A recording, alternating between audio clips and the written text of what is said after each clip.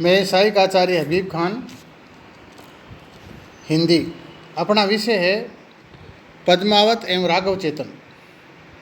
पद्मावत के कथानक से ये स्पष्ट है कि घटनाओं को आदर्श परिणाम पर पहुंचाने का लक्ष्य कवि का जायसी का नहीं है।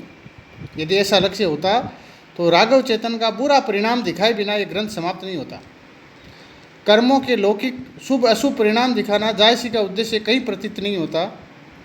संसार की गति जैसी दिखाई पड़ती है वैसे ही उन्होंने रखा है। संसार में अच्छे आदर्श चरित्र वालों का परिणाम भी आदर्श और अच्छा और आनंदपूर्ण हो और बुरे कर्म करने वालों का अंत आपत्ति का पहाड़ टूट पड़ता हो, ऐसा नियम कहीं दिखाई नहीं पड़ता। पर आदर्श परिणाम के विधान पर लक्ष्य न रहने पर भी जो बात बचानी चाहिए वो बच गई है।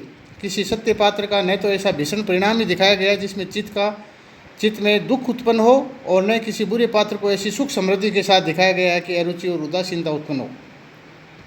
कवि की दृष्टि में जीवन का सच्चा अंत करुण क्रंदन में नहीं, पूर्ण शांति में है।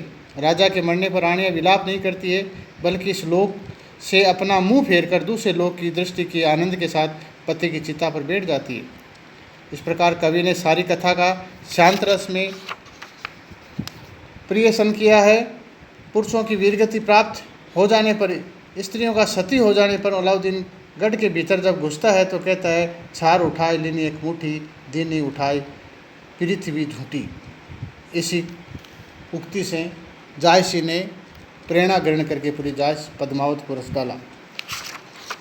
दूसरा पात्र, जब हम पात्र की बात करें तो राघव चेतन एक ऐसा पात्र है जो माया के रूप में चित्रित किया गया है। इस पात्र का स्वरूप समाज के उस भावना से पता चलता है जो लोकप्रिय वैष्णव धर्म के कई रूपों में प्रचार के कारण शाक्तों, तांत्रिकों और वाममार्गियों के विरुद्ध पड़ती है। इस सामाजिक दृष्टि से यदि हम देखते हैं तो राघव चेतन विशेष वर्ग के उस वर्ग का प्रतिनिधित्व करता है जो हृदय के उत्तम संस्कार के बिना श्रेष्ठ आचरण का विधान नहीं हो सकता। उसकी संप्रदायगत प्रवृत्ति के अतिरिक्त उसकी व्यक्तिगत अहंकार वृत्ति का भी कुछ पता इस बात से चलता है कि वह अपने को औरों से भिन्न और श्रेष्ठ प्रकट करना चाहता है। जो बात सब लोग कहते हैं उसके प्रतिकूल कह करके वह धाक जमाने की फिक्र में लगा रहता है। सब पंडितों ने जब अमावस्या बताई तो द्वितीय कह करके सिद्ध यक्षिणी के बल पर अपनी बात रखना चाहता है।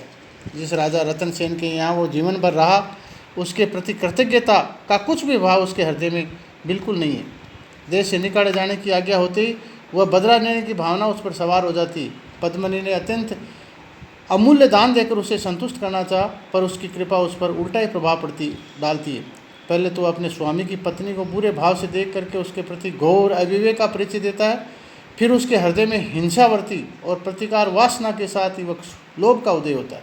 वह सोचने लगता है कि दिल्ली का बादशाह अलाउद्दीन अत्यंत प्रबल और लंपट है।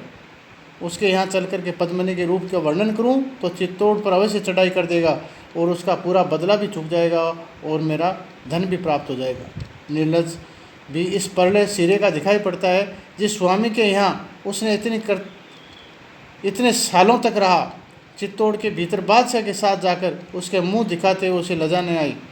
अपनी नीचता के हद तो उस समय वह पहुंच जाता है जब राजा रतन सेन के गढ़ से बाहर निकलने पर वह बंदी बनाने की तरफ अलाउद्दीन को इशारा करता है।